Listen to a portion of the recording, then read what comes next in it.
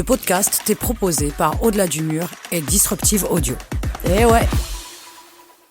Bienvenue dans Au-delà du mur, le podcast qui donne la parole à celles et ceux qui repoussent leurs limites. Dans cet épisode spécial, je vous emmène au cœur du Trail Verbier Saint-Bernard, une course emblématique nichée dans les montagnes valaisannes que j'ai eu la chance de couvrir durant le week-end du 11 au 13 juillet 2025.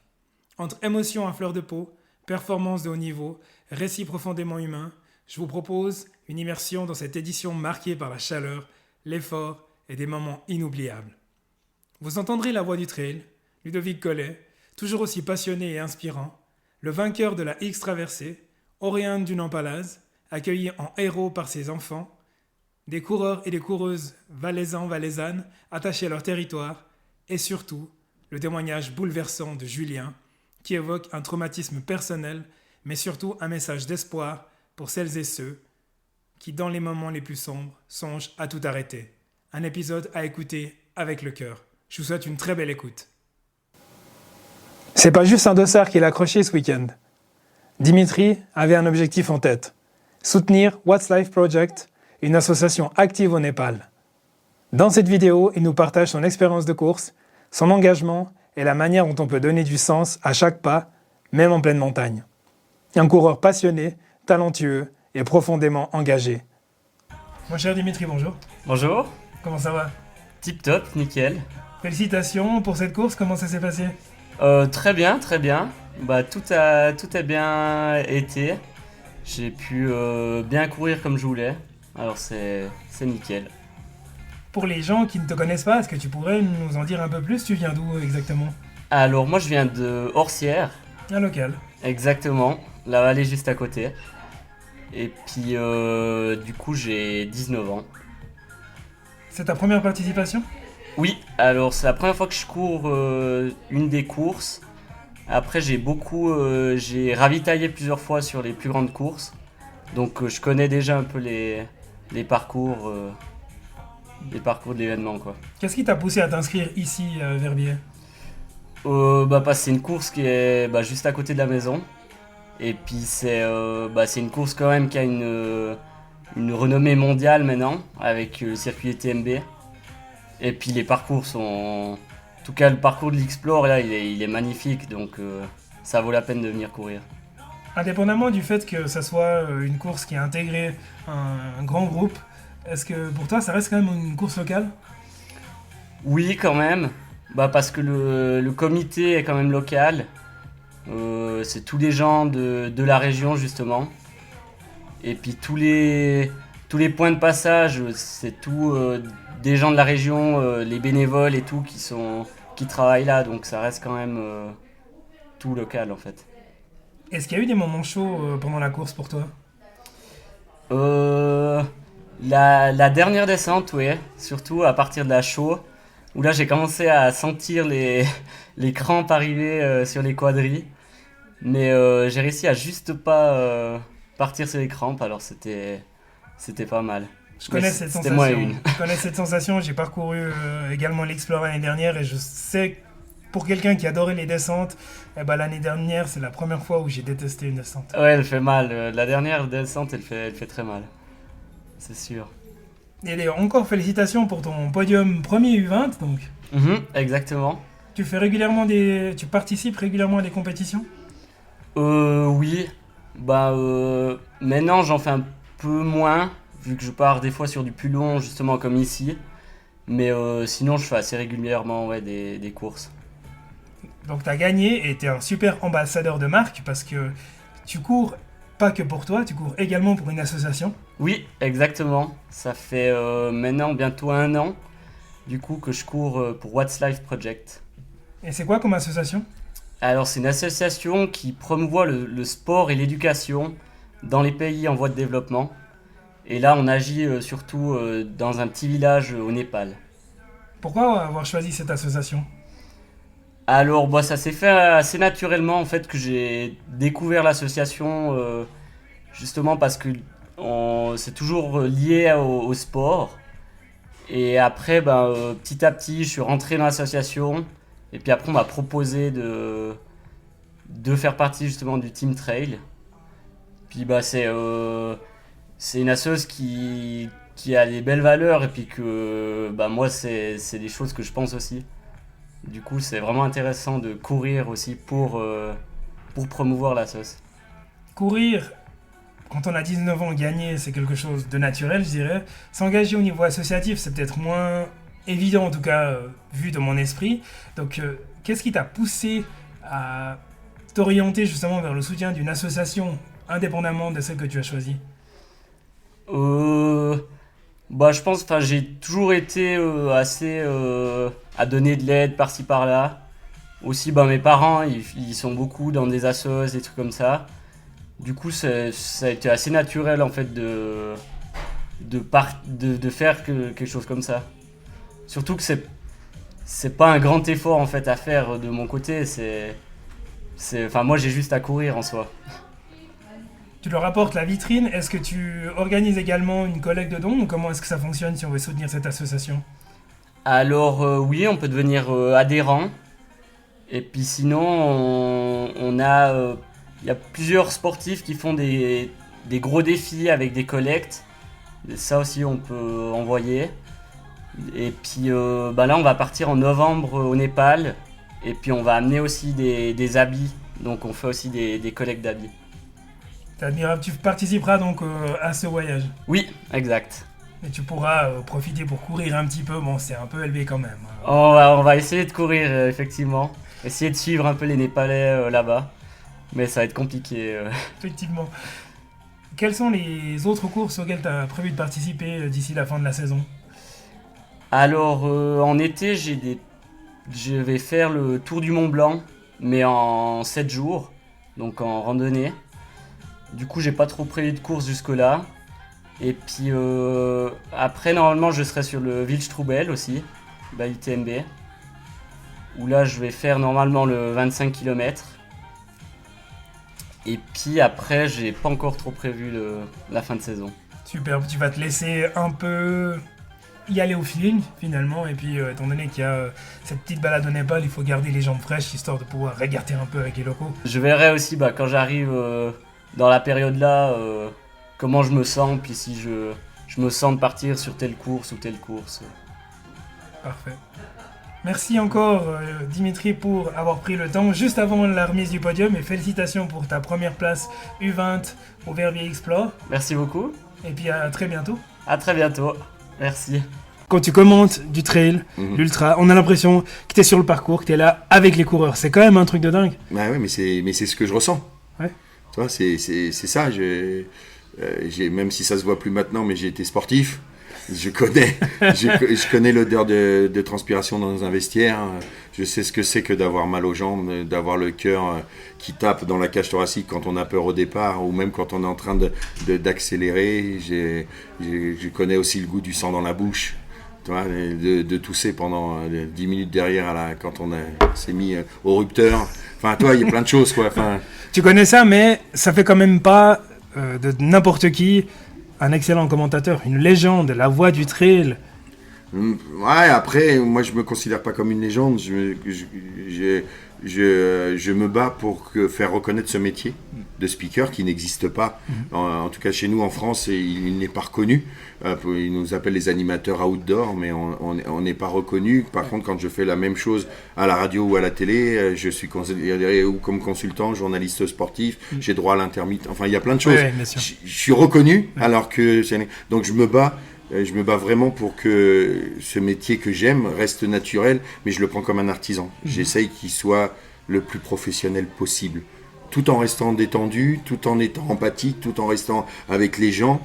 Mais tout le monde a l'impression que je suis facile, mais dans ma tête, ça bouillonne en permanence. Ça tourne, je sais ce que je veux amener pour un organisateur, je sais où je veux amener l'événement, quels sont les moments forts, les moments faibles, ce que les coureurs ont besoin. Voilà. Ça passe par là, et donc je sais. Ouais. Mais c'est vraiment magique justement de pouvoir apporter cette expertise aussi au sein de l'organisation des courses. Là, on va un peu revenir au début pour parler justement de ce qui t'a amené justement à cette expérience-là. Pour les personnes, le public roman, le public germanophone, mais le public suisse plus particulièrement, qui va te découvrir à travers cette vidéo, est-ce que tu pourrais nous en dire un peu plus sur toi ? Eh ben écoute, je suis né à Paris. J'étais nageur, d'un niveau national 2, j'étais pas national 1, un bon relayeur du 4x100 ou du 10x100. Et voilà, je suis parti à Chamonix à mes 23 ans entraîner des nageurs. Je devais y rester une semaine, l'histoire a duré 27 ans. Donc j'ai rencontré ma femme sur le bord du bassin, j'ai eu 3 enfants. Et je suis arrivé à Chamonix, et un temps parisien qui venait du mouvement hip-hop, du mouvement rap, du breakdance, tout ça, et je me disais, putain, la montagne, qu'est-ce que je peux apporter? Et donc j'ai créé une association qui s'appelait Telfisaki, parce que comme j'étais parisien à Chamonix, j'avais pas un nom de la vallée, donc on me disait Telfisaki.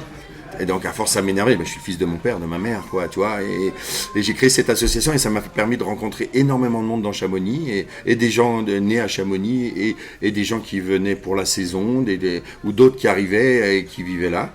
Et ça m'a permis de rencontrer beaucoup de monde et notamment une styliste qui s'appelle Valérie Pache et qui m'a proposé à un moment, elle faisait des défilés de mode, elle reconditionne des parapentes et des parachutes, et elle fait des robes comme ça, c'est très féerique. Et elle m'a dit, Ludo, j'aimerais avoir ta grosse voix sur des poèmes, sur des défilés de mode, et j'ai commencé comme ça.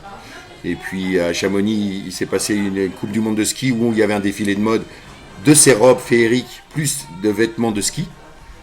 Et là, apparemment, j'ai beaucoup plu. Et le directeur du club des sports m'a dit, écoute Ludo, on t'a vu hyper à l'aise au micro, on aimerait que tu viennes sur le cross et le marathon du Mont Blanc, et l'histoire démarre comme ça, 2003, et là je découvre une vraie vocation. Tu vois, j'étais entraîneur de natation, j'avais une papeterie et un sandwicherie kebab, j'ai tout vendu, j'ai tout changé de vie pour me dire c'est ça que je veux faire. Et là j'ai rencontré... j'ai rencontré des athlètes sur ces courses de montagne. À l'époque, on n'appelait pas ça trail ou ultra trail. Et là, je me suis dit, waouh, je vois des gens qui se dépassent. Et moi, j'ai couru avec eux, j'ai découvert des muscles dans mes jambes. Je me suis dit, voilà, mais comment on se prépare? Comment on se prépare pour du D+? Comment on se prépare pour du D-? Enfin, il y avait plein de choses. Je me suis dit, ah, mais ça me plaît, il faut que j'apprenne. Et j'ai commencé à animer façon hip-hop. Tu vois, et c'est quelque chose qui n'existait pas vraiment, puisqu'à l'époque, c'était plutôt Dossard 372, 2h57, 28. Le 328, 2h58, 29. Voilà, et ça, moi, ça ne me convenait pas. Donc, j'y ai amené du rap, j'ai amené de la danse, j'ai amené ma bonhomie, ma sympathie, tu vois, et c'est comme ça que ça a démarré. Et dès le départ, alors j'étais pas là il y a 20 ans, mais ce que je disais avant, c'est que hier, la première fois que je t'ai rencontré, j'avais l'impression que ça faisait déjà des années que je te connaissais. Et puis quand on voit les coureurs qui te voient sur la ligne d'arrivée, tu disais, il y a quelque chose de rassurant. On voit Ludo, on est arrivé, tout va bien, je suis entre de bonnes mains. C'est quand même dingue. Comment est-ce qu'on crée un lien comme ça avec les gens? Bah écoute, c'est 20 ans tous les week-ends. Qu'il neige, qu'il pleuve, qu'il vente. Du premier au dernier. Voilà, je sais que j'ai des collègues qui aiment bien être là pour les 10 premiers. Moi, j'aime bien être là jusqu'au dernier. Donc, et puis les gens commencent à voir avec les réseaux. Les élites savent que je ne vais pas jamais leur donner de questions pièges, que je vais jamais dire il n'a fait que 8e. Tu vois, enfin, il y a une proximité. Et puis, je passe du temps avec les gens. Quand j'ai la possibilité, je discute avec les femmes d'athlètes ou les maris, les grands-parents. Et à force, en 20 ans, tu vois, je sais pas, je suis à près de 2000 départs peut-être. Tu vois, il s'est créé, pour moi, j'appelle souvent la famille du trail, mais pour moi, c'est vraiment ma famille.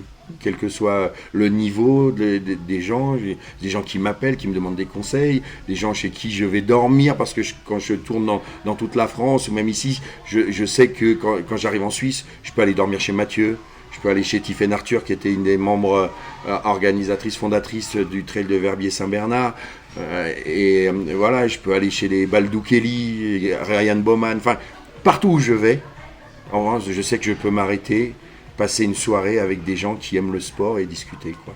Et ça s'est fait au fil du temps. Et il y a quelque chose aussi de magique, alors c'est peut-être le côté coureur amateur, mais coureur amateur ou coureur élite, pour toi, on a l'impression déjà que c'est la même chose. Bien sûr. Et t'es abordable pour ces personnes-là, et ces personnes-là, j'ai l'impression aussi que quand elles te voient, elles se sentent également rassurées. Ben oui, mais parce que c'est ce que j'essaie d'apporter. Après, tu vois, j'ai un gabarit de gros nounours, on m'appelle beaucoup le panda. Enfin, tu vois, et c'est ça. Et je suis connu pour faire des gros câlins aux gens. Même s'ils ont couru pendant 60 heures, souvent il y a des gens qui me disent « Ah mais non, on pue, on est transpirant. » Moi, je sens plus rien depuis très très longtemps. Ça n'existe pas pour moi, tu vois. Et du coup, je prends tout le monde. Souvent, je finis la journée, je suis obligé de changer de t-shirt pour aller faire les podiums. Parce que mes t-shirts ressemblent plus à rien, mais je m'en fous. Parce que c'est ça, je prends les gens dans les bras. Le monde va assez mal pour que... Là, on vit des week-ends de bonheur, ce que moi j'appelle la vraie vie. C'est-à-dire, on voit des gens, des bénévoles qui donnent du temps. Je vois des gens de toutes les couleurs, de toutes les religions, des smicards et des millionnaires, et on ne le sait pas. Et tout le monde part ensemble. On est tous pareils. Hommes, femmes, on est tous pareils. Et c'est ça qui me plaît dans ce sport. Et c'est pour ça que je me bats pour que ça reste comme ça. Parce que ça, c'est la vraie vie. Et c'est pas ce qu'on nous montre sur les JT, divisé pour mieux régner, alors que... Il y a plein de gens bien partout sur la planète. Et là, on est tous ensemble pour un merveilleux week-end. Ouais, c'est ça. Ça fait plusieurs éditions que tu viens à Verbier. D'ailleurs, sauf erreur, t'en as manqué qu'une. Ouais, la première, c'est Mathieu qui était au micro avec Tiffaine. Et ils se sont rendus compte que c'était un vrai métier quand il lançait. C'était le premier ultra en Suisse. Et du coup, l'année d'après, ils sont venus me voir à Chamonix. On m'a dit, écoute, on a lancé une course et il nous manque de la visibilité, mais il nous manque aussi un professionnel. Est-ce que tu viendrais ? Et j'aurais dit bien sûr, avec grand plaisir. Et voilà, j'en suis à la 15e maintenant. C'est magique. Ouais. C'est magique. Là, on est à 1 mois et demi de la fameuse course autour du Rocher. Ouais. J'imagine que la c'est course ça. de quartier. La course de quartier, exactement. Ouais, c'est ça. Ouais, j'ai commencé en 2006. Ça sera ma 19e, 20 ans l'année prochaine. Et si on osait un petit pronostic, aller au niveau des papables, que ce soit hommes et femmes, comme ça on évite de fâcher trop de monde, tu donnes plusieurs prénoms. Non, je sais pas encore. Le truc, c'est que, tu sais, je fais des pronostics en général dans une dizaine de jours avant la course, parce que il y a entre les personnes qu'on nous annonce et les personnes réellement là, tu vois, c'est pas simple. Ouais. C'est pas simple de voir qui va briller. Bien sûr, ouais, j'aime les belles histoires et le retour du grand. Le retour de François Den après tant d'années, après les blessures, après les galères, le niveau a vraiment augmenté. Voilà, j'ai hâte de voir. Là, il vient de battre un record aux États-Unis et il m'a écrit en me disant que tout allait bien. Et après, c'est des histoires de cœur, quoi. Tu vois, c'est donc à voir, mais si c'est comme l'année dernière avec un Vincent Bouillard, tout est possible. J'espère, moi, ça, tu vois, des nouveaux, ceux dont on parle pas du tout et qui leur pètent la gueule, parce que il y a cette possibilité-là. Tout le monde part ensemble. Oui. Et donc, jamais tu vas courir avec Usain Bolt. Non. Parce qu'il y a des sélections et qu'après, en finale, c'est 8. Oui. Dans le trail et l'ultra, tu pars. Tout le monde en même temps. Tout le monde en même temps. T'es bien préparé. Comme en 2008, on voit un petit kiki qui arrive, boum, là un Vincent, boum, tu vois. Ouais. Donc voilà, je peux pas trop te faire de pronos parce que j'attends vraiment de voir qui sera là chez les hommes et les femmes. Ouais, je comprends tout à fait. Et après, on s'appelle et je te donne un prono. Avec grand plaisir. Et puis, le Grand Raid, tu feras aussi partie de l'aventure cette année ? Ouais, bien sûr, bien sûr. Le Grand Raid, j'y serai, c'est une de mes grosses courses de cœur. Là, vous voyez pas l'écran, mais sur le côté un petit peu plus loin, discrètement, c'est assis Aurélien Dunampalas qui a remporté le Grand Raid, qui fait partie des grands favoris du TMB. On en parlait là, il y a peu de temps, tu vois. Il est juste à côté. Bah, c'est des garçons et des femmes que j'apprécie. Et c'est une course ici. Là, on est sur le trait de Verbier-Saint-Bernard by UTMB. Quand tu fais l'X-Alpine et que tu le réussis, t'es prêt pour aller à la diagonale.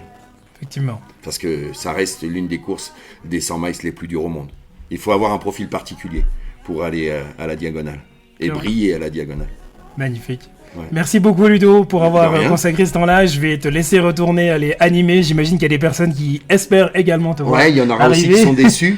Tu vois, j'ai encore un ami hier, juste au moment où je suis parti faire pipi, parce qu'il faut, les animateurs font aussi pipi, qui est Mathieu Clément, sur lequel je comptais vraiment et qui fait pas la course qu'il aurait dû faire. Et juste il arrive quand voilà, et après il me dit lui toi t'étais pas là. Je dis, je suis désolé, il y a un moment, il faut. Tu pourras le revoir lors de la Diagonale des Fous. Ouais, exactement. Et la TDS. Exactement, la TDS. Ouais. Merci beaucoup, Ludo. Merci à toi. À bientôt. À très vite. Courir dans une région qu'on aime, ça donne des ailes. Pour Nadine, le trail de Verbier-Saint-Bernard, c'est d'abord une histoire de cœur. Elle nous raconte ici ce que ça représente de courir à la maison, entourée de sa famille, engagée aussi sur les ravitaillements. Une vidéo pleine d'émotions, de sourires et d'amour pour ces montagnes qu'elle connaît si bien. Alors, je suis bagnarde d'origine, donc d'ici, et puis j'habite sans brancher. Magnifique, donc tu cours à domicile. Exactement. Et c'était la première fois que tu participais à la course. À celle-là, oui. J'avais participé il y a plusieurs années en arrière au tout petit format qui n'existe plus de 30 km. Qui a été remplacé par le Verbier Explore, j'imagine. Exactement. Non, pas par le Verbier Explore, par le marathon à la base. Ah d'accord, ok, d'accord. Donc une bagnarde qui prend part à ce format pour la première fois, comment ça s'est passé? Alors, j'ai adoré ce challenge. J'ai trouvé génial toute la course. Pour moi, c'était quelque chose de quasiment inaccessible. Puis en fait, j'ai vu que c'était tout à fait accessible. Mis à part que mes genoux, ils m'ont embêté. Puis j'ai vraiment souffert les descentes depuis le col des Avouillons. Donc tu as pris part à la X-Traversée, donc ce 76 km, c'est ça? Donc c'était un gros défi. Donc les genoux t'ont fait du mal. Comment ça s'est passé au niveau de ton entraînement? Ben justement, je savais que j'avais des soucis de genoux avant. Puis je me suis entraînée en essayant de tout faire pour que ça vienne pas. J'ai eu toute la saison 2025 où je me suis entraînée pour ça, où j'ai jamais senti mes genoux. J'étais tellement heureuse de partir m'entraîner. J'ai vraiment beaucoup aimé cette phase en fait. Puis malheureusement, c'était un peu trop long, ils m'ont lâché. Mais j'ai pu arriver au bout, donc c'est le principal. Bravo encore, félicitations. Franchement, c'est pas évident quand on sent que le corps il suit plus trop et puis il a plus trop envie de commander. C'est à ce moment-là où j'imagine que la tête elle doit prendre le dessus. En fait, je savais que j'avais cette faiblesse au genou qui pouvait sortir. Donc moi, quand je suis arrivée à la fin de mon premier tiers, donc à Bourg-Saint-Pierre, je me suis dit c'est bon, la course elle est dans la poche. Je vais y arriver au bout coûte que coûte. Et puis le mental il a suivi. Comme quoi, des fois, il suffit de se mettre sur œuf et puis y aller. Exactement, ouais. Quels étaient les points les plus compliqués pour toi dans ce parcours? À part les descentes, bien évidemment. Mais le reste, ça a tellement tout été trop bien, trop facile comparé à ce que je m'attendais. Donc le reste, rien de difficile. Même la dernière montée super raide que tout le monde a peur parce qu'ils appellent ça le mur. Vu que je pouvais enfin monter, parce que dans les montées j'ai pas mal, j'étais tellement contente de monter, j'ai pu monter avec une énergie de fou. T'as rattrapé le retard que t'as éventuellement pris à la descente. Tous ceux qui m'ont dépassé à la descente, j'ai essayé de dépasser le plus possible à la montée après. Ouais, je connais. Et puis tu me disais avant, quand on discutait avant l'enregistrement, que tu as pu bénéficier d'un ravitaillement 5 étoiles, donc t'as vu ta famille qui t'a suivi pendant tout le parcours?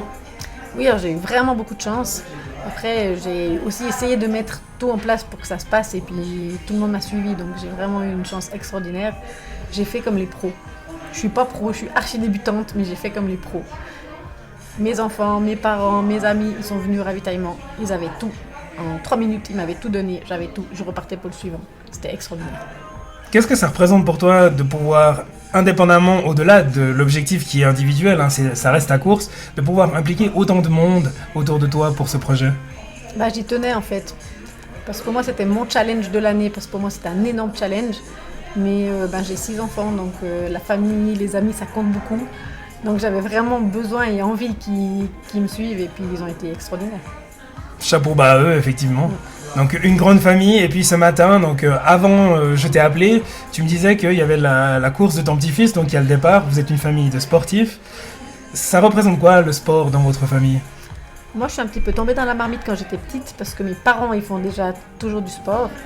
J'ai transmis ce que j'ai pu à mes enfants. Alors par période ils font plus, par période ils font moins. J'ai un sportif d'élite, j'ai ceux qui font énorme, et puis ceux qui font pas grand chose. Mais tout le monde fait un peu. C'est important de bouger quand même la moindre, effectivement. Tu disais que tu étais sportive amateur, mais c'est quoi un peu ton parcours pour les gens qui ne te connaissent pas? Alors moi je viens de la danse en fait à la base. Donc pour moi le sport c'était la danse pendant beaucoup d'années. Avec mes parents bien évidemment on faisait plutôt du vélo ou de la course à pied. Et puis après tous mes enfants j'ai viré à la course à pied. Mais vraiment tout doux. Donc le dernier trail que j'ai fait c'était il y a 8 ans je crois, puis c'était le 30 km. Là j'ai plus rien fait après et là j'ai passé au 76 d'un coup. C'est pour ça que c'était un énorme challenge pour moi. Et qu'est-ce qui t'a poussé à te fixer ce défi-là en particulier? Bien sûr, c'est parce que c'est à la maison puis que je savais que les gens ils allaient plus facilement pouvoir me suivre. Et puis j'avais envie d'un challenge dans ma vie en fait. Moi, je trouve comme étant des petits challenges dans la vie elle est tellement belle. Toute la partie, depuis que je me suis inscrite, j'étais euphorique jusqu'à l'arrivée. Puis encore maintenant. Je comprends effectivement, comme tu disais avant, c'est peut-être aussi un peu les effets du sucre, mais je comprends tout à fait cette euphorie. Et puis, je connais aussi ce qui se passe après, cette fameuse euphorie. Donc, est-ce que tu as prévu quelque chose, pas forcément d'autant long, mais quelque chose d'autre auquel te raccrocher un autre objectif pour la suite ? Ben non, pas du tout. Après, dans ma tête, j'ai plein de rêves plus grands encore ou différents, mais pour les années futures. Juste l'année prochaine, on a prévu la patrouille des glaciers, rien à voir avec la course à pied, mais on a prévu la grande patrouille des glaciers pour mes 50 ans, si on est prise. Puis après, à voir. Mais je vais pas m'arrêter là. Bravo, j'espère que tu y seras, j'y serai peut-être, donc j'espère pouvoir t'encourager et te féliciter sur la ligne d'arrivée. Merci beaucoup d'avoir pris ces quelques minutes pendant la course. Alors il a terminé sa course, mais merci quand même d'avoir pris du temps de famille ce dimanche matin pour répondre à mes questions. Je te félicite encore pour ton parcours et puis je te souhaite tout bon pour la suite. Merci beaucoup, avec plaisir. Puis maintenant, je vais boire le café. Tu l'auras bien mérité. Voilà. À bientôt. Merci. Aurélien Dunant-Palaz a remporté la X-Traversée 2025 du Trail Verbier Saint-Bernard avec la manière et en famille. Dans cette vidéo, il revient sur le déroulement de sa course, son ressenti sur le parcours et partage avec nous ses projets pour la suite de la saison 2025. Un moment simple, posé, avec un athlète dont la constance et l'humilité forcent le respect. Salut Aurélien, merci beaucoup d'être avec moi, de me consacrer ces quelques minutes pour ce podcast Au-delà du mur. T'es venu ici en famille à Verbier et hier tu remportes la X-Traversée. Avant de revenir sur la course, comment est-ce que tu te sens ce matin avec un peu de recul ? Bien fatigué, c'est vrai que c'était une course de reprise pour moi, donc musculairement j'ai ramassé comme on dit, donc je m'y attendais un petit peu, et puis un peu fatigué quand même sous la nuit. Après les courses, c'est jamais les meilleures nuits, mais ça va, pas de gros pépins physiques sinon à déplorer. Superbe, c'est une super nouvelle. Même quand on gagne, il y a souvent des passages durs. Est-ce que t'en as connu hier ? Oui, clairement, comme je disais, j'ai eu assez rapidement mal aux jambes dans les descentes, donc j'ai essayé de gérer vraiment, j'utilisais même les bâtons à descente, ce que je fais très rarement. Et le plus gros coup dur, en fait, c'est la fin de parcours finalement, avec la dernière grosse montée qui fait 1200 mètres, je crois, de dénivelé, qui est très très raide, il faisait chaud là en milieu d'après-midi. Donc là, il a fallu serrer les dents, en plus, derrière moi, le deuxième était pas très loin à ce moment-là. Mais j'ai pu maintenir quand même ce petit rythme qui m'a permis de creuser un écart et puis voilà, de franchir la ligne d'arrivée en tête. Quand on s'inscrit et qu'on prend part à une course et que on est le favori, comment est-ce qu'on gère aussi cet aspect-là ? Alors j'imagine que c'est pas la première fois, mais comment est-ce que tu te mets dans ta bulle pour être prêt au moment J, à l'instant T ? Oui, c'est vrai qu'il y a le côté favori. Après, j'analyse quand même le fait que c'était ma première course longue de la saison, qu'on est déjà mi-juillet, les autres avaient déjà couru 2-3 courses certains, donc je savais qu'ils allaient être plus prêts musculairement, ils allaient avoir le rythme, et c'est ce que j'ai un peu subi sur le deuxième tiers de course. Après, ça fait partie du jeu, il y a un petit peu de pression via les médias, tout ça, mais les autres, ils ont fait abstraction de ça, je pense, et quand ils ont vu que j'étais moins bien, ils allaient devant, et c'est la compétition ensuite qui prend le dessus. Mais voilà, après, faut défendre sa place, et puis il y a des moments faciles, des moments durs, faut gérer dans tous les cas, qu'on soit favori ou pas, c'est pour tout le monde pareil. Donc, voilà. Je t'ai vu sur la ligne d'arrivée. D'ailleurs, en arrivant sur la ligne d'arrivée, tu avais un de tes enfants qui a franchi la ligne d'arrivée avec toi, et ensuite, il y a rapidement le deuxième qui était avec toi. Qu'est-ce que ça te fait justement de pouvoir franchir la ligne d'arrivée avec les enfants et d'être là en famille ? Je suis pas venu avec eux en fait, mais ce qui était prévu c'est qu'ils soient là pour la ligne d'arrivée, donc ma compagne est venue avec eux à la ligne d'arrivée, donc je lui ai dit si t'es là, s'ils dorment pas, s'ils font pas la sieste, je passe à la ligne d'arrivée. Il y a que le premier Martin qui marche, qui court, donc le deuxième est encore trop petit, donc il était tout content, et puis je savais pas trop comment il allait réagir avec le monde, avec les paillettes, tout ça, et en fait il a adoré, il m'en parlait encore ce matin, il disait qu'on avait gagné la course, donc c'est des bons moments, je pense qu'il sera des bons souvenirs quand il sera plus grand, à monter les vidéos, les photos, ils seront tout contents de voir ça, j'espère. Qu'est-ce que ça représente justement pour toi en tant que père ? Parce qu'il y a le côté athlète, et à peine franchi la ligne d'arrivée, tes enfants, ils s'en fichent. Finalement, que t'aies gagné la course, alors oui, ils disent que t'as gagné, mais ils passent à autre chose. Eux, ils ont leurs besoins. Qu'est-ce que ça représente pour toi, justement, de pouvoir vivre ces moments-là avec des enfants ? C'est de la fierté, parce que, mine de rien, oui, on s'entraîne, on passe beaucoup de temps à l'entraînement, mais ce qui prend beaucoup plus de temps dans la vie de tous les jours, c'est s'occuper de sa famille, quoi, des enfants, les changer, leur donner à manger, leur préparer les repas, et ça prend énormément de temps. Donc qu'on passe la ligne d'arrivée, c'est un peu symbolique ensemble, mais ça permet de remercier tout le monde. Surtout ma compagne n'a pas passé la ligne d'arrivée, mais c'est elle qui est pour beaucoup aussi, parce qu'elle m'aide beaucoup dans cette gestion de la vie de sportif. Donc ouais, non, c'est important à mes yeux. Exactement, c'est les personnes de l'ombre, mais c'est indispensable le travail qu'elle fait, parce que pour te permettre de t'entraîner, et à nouveau, les enfants, ils sont extrêmement demandeurs, je sais, j'en ai 2, donc quand t'arrives, ils s'attendent à ce que tu aies une disponibilité immédiate, donc j'imagine que ces personnes de l'ombre dont font partie ta compagne, elles font un travail qui est extrêmement important pour toi aussi. Ah ouais, clairement, sans elles, je pourrais pas faire... ça a changé beaucoup de choses quand on a eu un enfant et encore plus le deuxième. Et là, aujourd'hui, si j'ai pas l'aide de ma compagne, je peux pas faire mes entraînements. Quand je m'entraîne entre 15 et 20 heures par semaine, forcément, ça demande une certaine organisation. Et elle joue beaucoup dans cette réussite-là. Magnifique. Cette course, comme tu l'as dit, c'est une course de reprise. Elle annonce quoi, maintenant ? Eh ben, j'étais venu chercher un peu... des sensations pour ensuite aller sur l'UTMB, donc c'est ce que je vais valider et je vais me présenter sur l'UTMB donc fin août en espérant avoir de la fraîcheur vu que j'ai fait qu'une course pour l'instant de la saison, je revenais de blessure.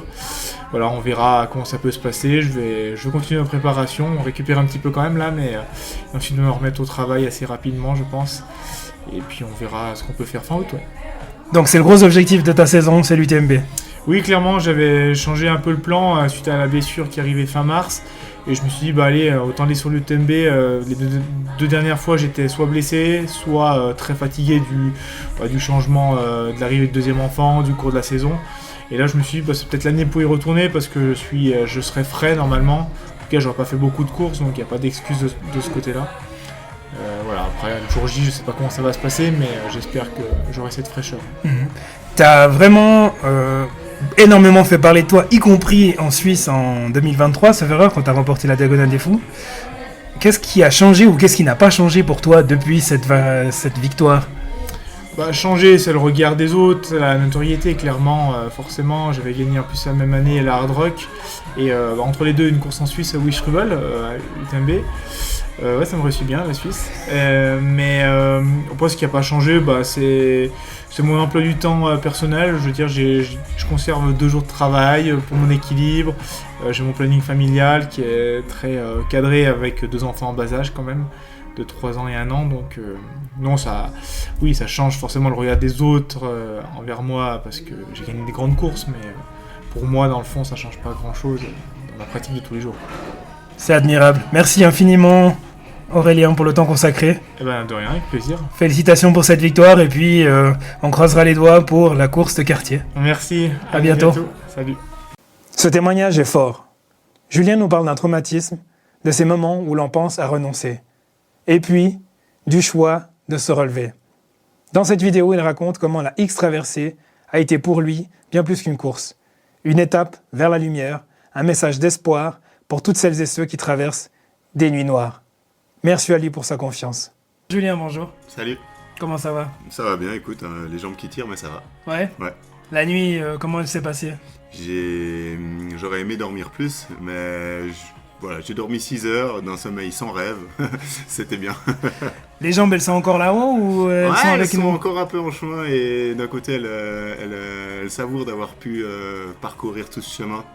Et tout mon corps savoure ça en fait. Je crois qu'aujourd'hui, je suis encore en train de me dire je l'ai fait et c'est quelque chose de symbolique pour moi, plus qu'autre chose. C'est vraiment...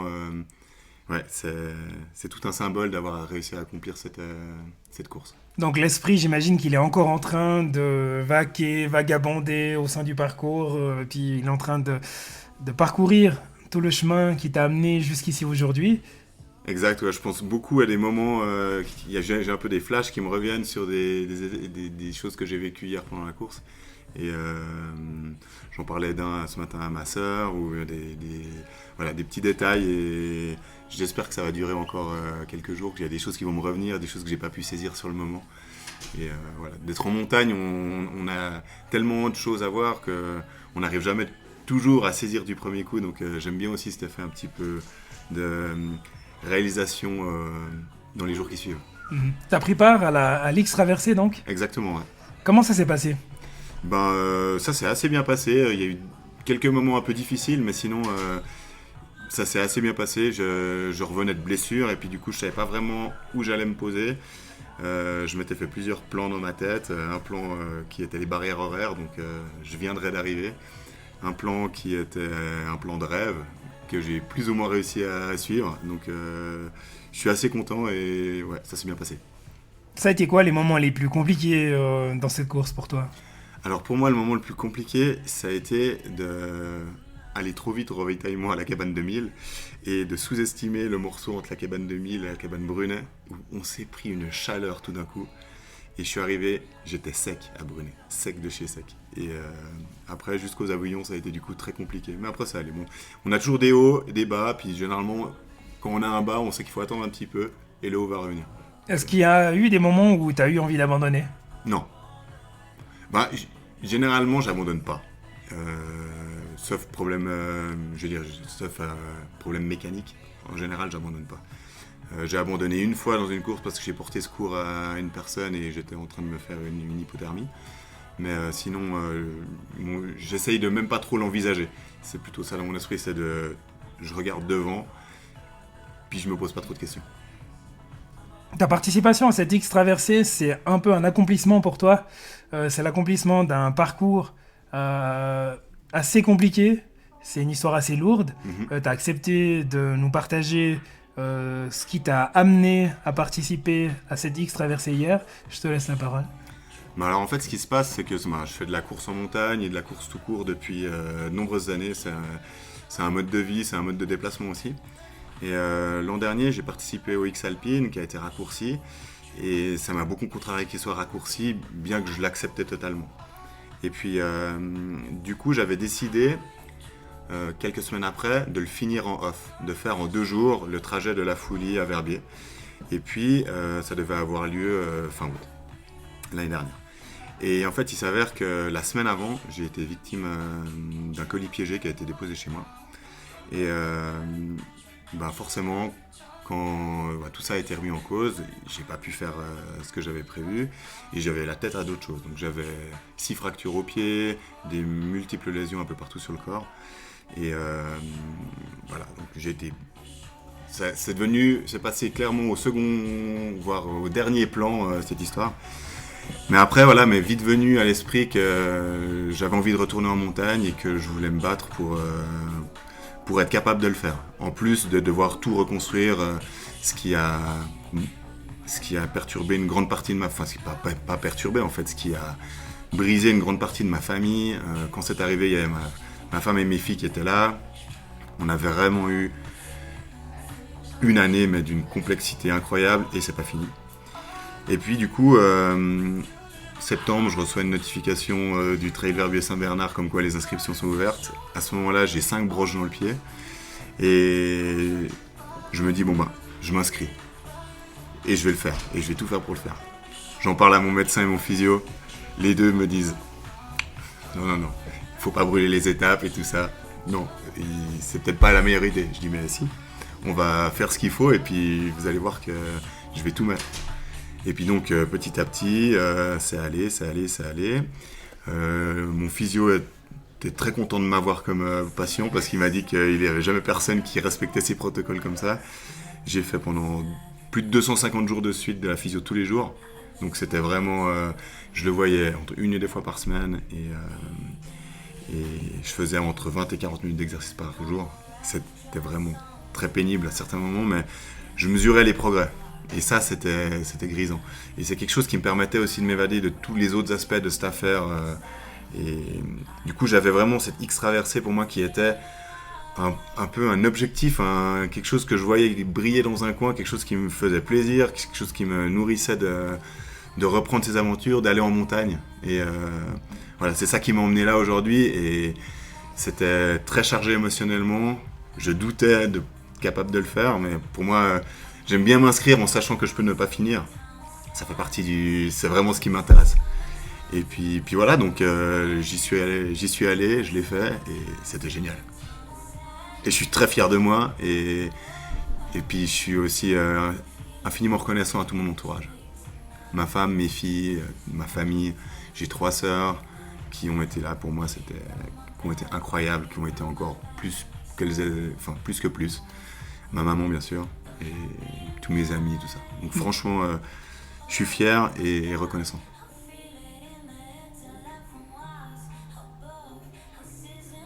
Félicitations. Merci. Comment est-ce que tu te sens maintenant ?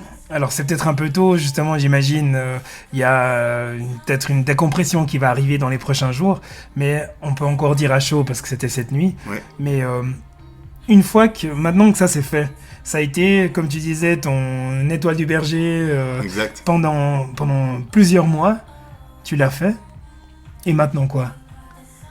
Bah maintenant, en fait,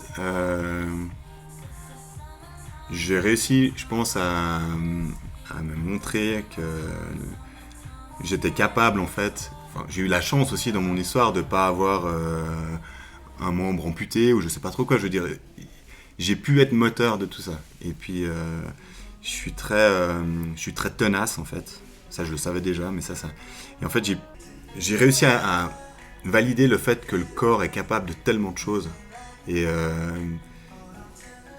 ça, c'est quelque chose que je réalisais hier, que je me disais non mais c'est trop bien quoi, ça marche, j'ai des sensations pas terribles à certains moments, j'ai des sensations nerveuses qui me gênent, mais ça marche. Et aujourd'hui je ressens pas de vide par exemple, mais comme tu dis ça peut arriver plus tard, et je vais continuer de vivre des aventures, donc celle-là c'est une, mais les prochaines vont arriver.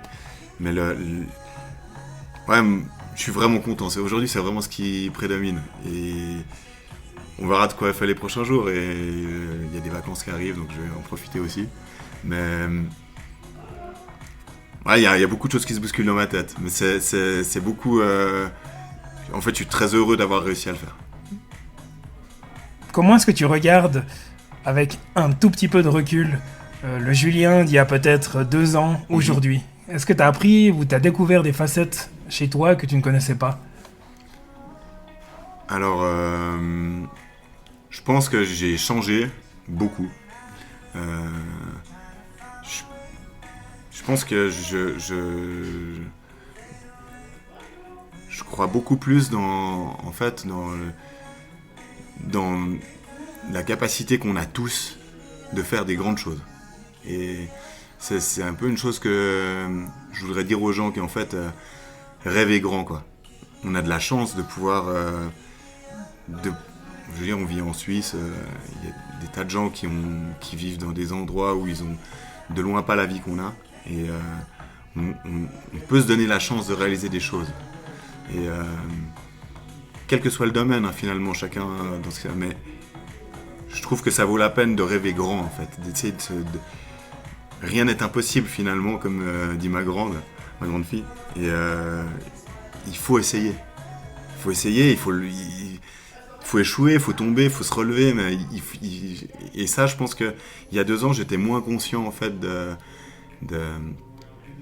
tout de tous les possibles qui sont en nous. Et puis qu'en fait, il faut juste y croire et puis donner de l'énergie là-dedans. Voilà.